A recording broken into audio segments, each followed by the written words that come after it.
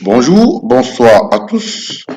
Au micro, à la présentation, je suis Georges Tchente, ingénieur EPLEC en informatique. Par ailleurs, je suis également le promoteur de la collection des livres qu'on appelle le leader en informatique utilisé au Cameroun et évidemment le promoteur de l'Institut de formation professionnelle, le leader en informatique que vous avez en image avec des étudiants. Alors, je vous souhaite donc une très bonne journée. Je vous souhaite également une bonne soirée. Je vous souhaite un bon soir dans cette vidéo.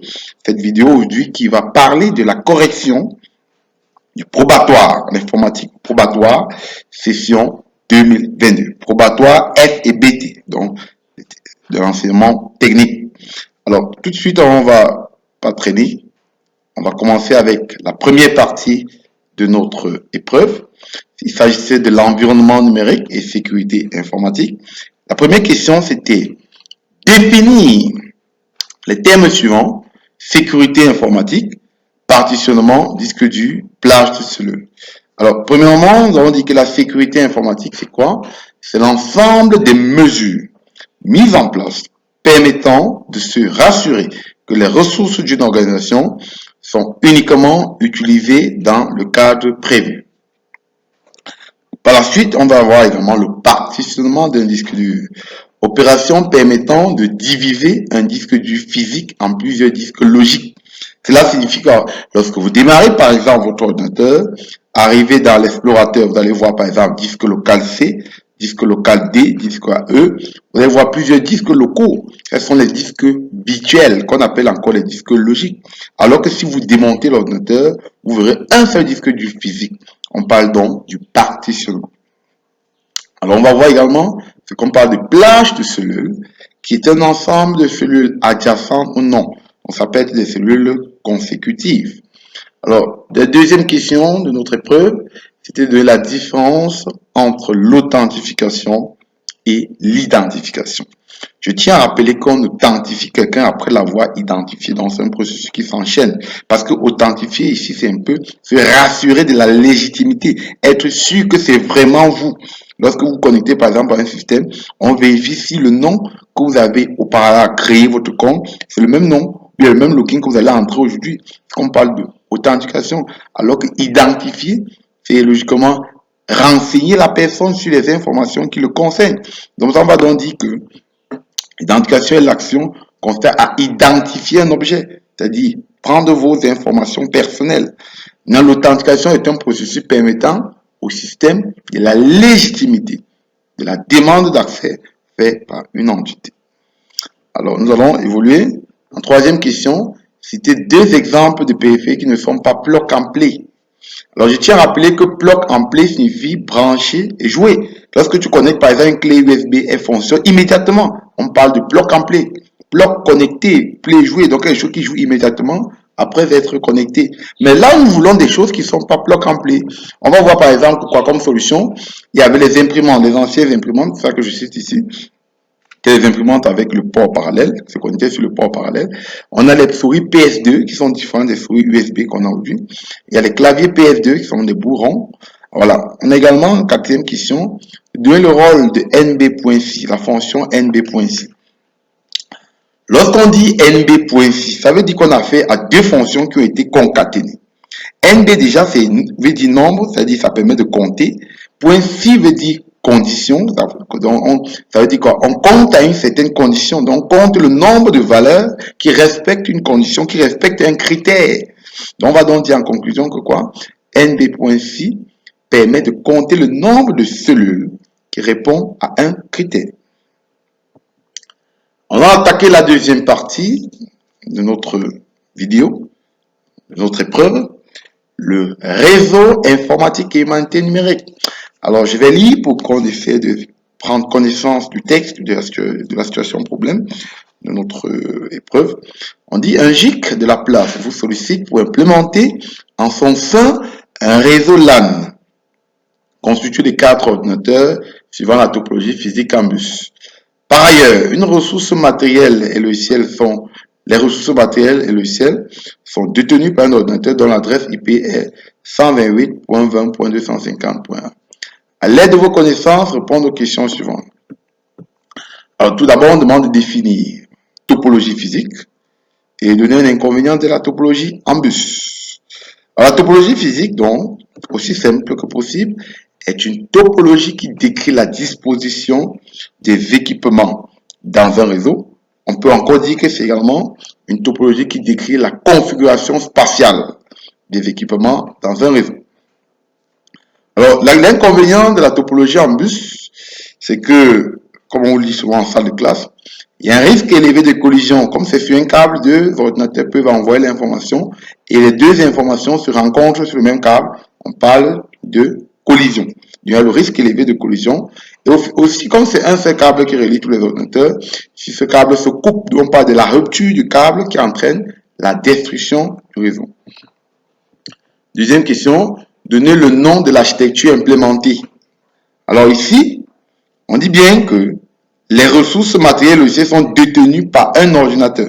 Ça veut dire que tout est centralisé au niveau d'un ordinateur qui sera donc considéré comme, en principe, comme serveur. On va donc parler comme solution de l'architecture client-serveur, car les ressources matérielles logicielles, telles qu'évoquées dans le texte, sont centralisées au niveau d'une machine considérée comme serveur. En troisième question, on demande de donner un inconvénient de l'architecture. On voit bien que si on a une machine qui détient tout, ça veut dire que le jour où cette machine a des problèmes, tout le réseau va en pâtir. Donc on va donc voir que, comme inconvénient, lorsque le serveur est en panne, le réseau est paralysé, le réseau est détruit.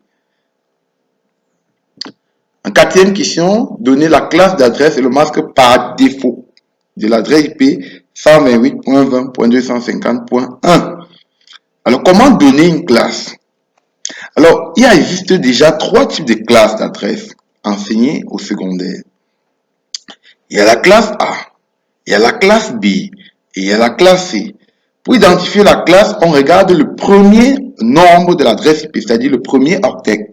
On regarde l'intervalle auquel il appartient. Il y a trois types d'intervalles que je vais vous illustrer dans un tableau. C'est-à-dire le premier octet ici, c'est 128. On va regarder, on va se rendre compte que si 128 appartient, par exemple, à l'intervalle 0 à 126, on dit que c'est la classe A. Malheureusement, 128 n'est pas dans cet intervalle. Le deuxième intervalle, c'est de 128 à 191. On verra donc que l'adresse IP ici appartient à la classe B. Regardez tout simplement pourquoi la classe de cette adresse est B, car le premier octet, 128, qui appartient à l'intervalle 128 à 191, et logiquement, quand on connaît la classe B, le masque par défaut donc sera 255.255.0.0.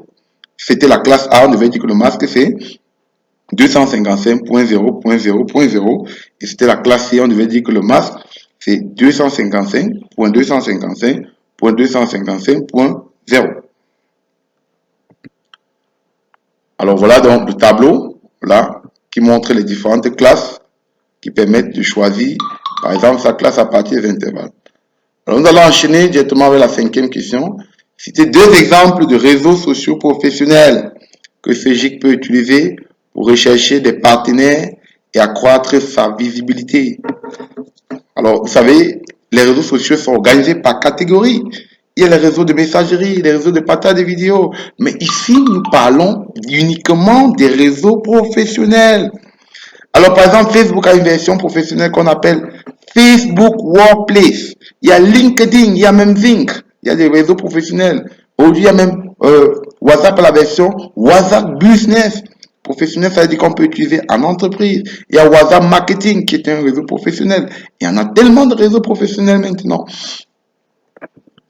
Alors, avant de continuer, nous allons faire espace publicité, si vous me permettez, parce que logiquement, je suis un éducateur. J'ai pour rôle de vous orienter, de vous former. Alors, sachez donc, comme j'ai dit tout à l'heure à l'entrée du jeu de la vidéo, je suis le promoteur de l'Institut, le leader en informatique. Son nom le dit tout, le leader en informatique. Vous avez la capacité, si vous voulez, vous avez la possibilité de me permettre de vous rendre donc capable en venant vous former dans notre institut. Il y a des filières comme infographie, secrétariat bureautique, montage vidéo, maintenance des réseaux informatiques, maintenance informatique, secrétariat comptable, marketing digital, génie logiciel, délégué médical, auxiliaire en pharmacie, hôtellerie, Voilà toutes les filières offertes que l'Institut vous permet donc de pouvoir accéder.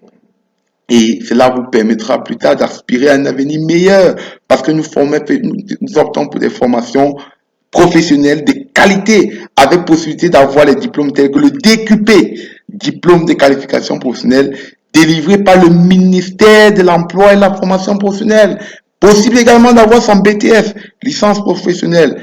Et si toi tu as Garoua, Maroua, Yaoundé, Douala, Tchad, Bénin, France, États-Unis, pas d'inquiétude. Tu peux te faire former en ligne dans notre institut. Tu peux faire une formation en ligne, moins coûteux et surtout de qualité. Alors, n'hésite surtout pas à prendre des renseignements à travers mon numéro 679 63 116 22.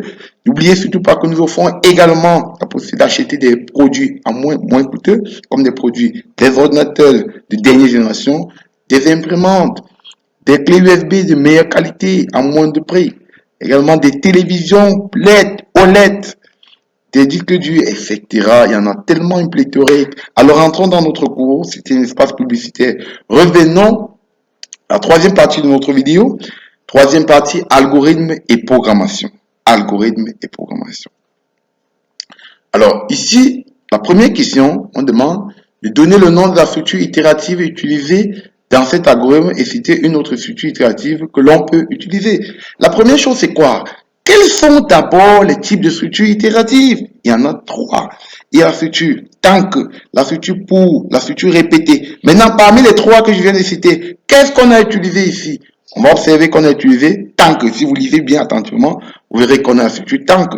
Et comme on demande de citer autre structure, on pourra donc dire, on peut citer entre autres pour répéter. Donc voilà donc la solution à notre question.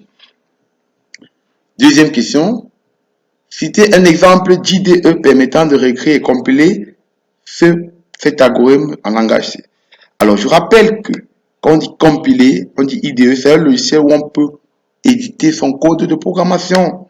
Donc, vous pouvez écrire en C. On a précisé bien le langage C. Alors, il y a les éditeurs comme DevC++, CodeBlock. Ouais, dommage, le code bloc a été mal écrit sur votre petit écran. Il y a 4 points entre code et bloc. Ça, c'est une erreur de saisie. Trop de travail, trop de pression. Ça arrive souvent. Bon, vous pouvez modifier. Je vous conseille pas d'écrire comme c'est écrit là. Il faut mettre 4 points au milieu. Donc, il y a DevC++, il y a code bloc que moi j'utilise beaucoup pour la programmation en C. Ensuite, troisième question. Écrit en langage C, la ligne 8 à 14 de cet algorithme. Alors, on va aller ligne par ligne. Alors, c'est bien à la ligne 8. On demande de transcrire en C. À la ligne 8, on a mis tant que. Tant que est transcrit par Y. Regardez bien. Solution 8. Y. CPT inférieur à 3. Regardez comment on écrit inférieur ou égal en C. Inférieur et égal à côté. Maintenant, le fait est transformé par la collade ouvrante que vous voyez là. Là, sur votre écran. On a la ligne 10. Écrit qui devient printf. Écrit devient printf. Et on garde les informations qui sont entre parenthèses. Et surtout ne pas oublier le point virgule. Le lit devient scanf, sauf que le lit, il faut utiliser d'abord scanf. Et comme on a mis lit n, n est de type quoi? Entier. Regardez bien, on a déclaré dans cet algorithme va n de type entier. Or, lit utilise le format de variable. Entier, en C, c'est int. Et le format de la variable de type int en C, c'est %d. Voilà pourquoi je vais d'abord mettre le format %d entre guillemets. Je mets la virgule, je mets dans le et commercial qu'on observe là, et je mets n, la variable n, et enfin, je n'oublie pas le point virgule. Ensuite, on a la ligne 10, P reçoit P flèche P fois n. N'oubliez surtout pas que la flèche est remplacée par égal en C, parce qu'on ne dit pas flèche, on dit égal, qui veut dire affectation. Et en C, quand on dit double égal, ça veut dire égal. Alors, CPT, flèche, on va encore mettre égal. Fin tant que, on met la collade fermante. Et l'écrit devient encore printf. Sauf que cette fois-ci, on met le produit est P. Et comme on va afficher le contenu de P qui est une variable, alors on est obligé de préciser encore le format de la variable P. C'est pour ça qu'on a mis %f là. %f représente le format de la variable P. Parce que P est déclaré de type réel. Les formats des variables de type réel, c'est %f. Et le format là doit être entre guillemets. Voilà. Donc, nous sommes parvenus au thème de notre vidéo. Toi qui es en pleine composition, je te souhaite vraiment beaucoup de concentration et beaucoup de calme. Alors, si tu as des inquiétudes, n'hésite surtout pas à me contacter après ma vidéo, c'est-à-dire à travers mon numéro qui est bien mentionné sur l'écran, 619 63 76 22. À nous revoir bientôt. Ciao.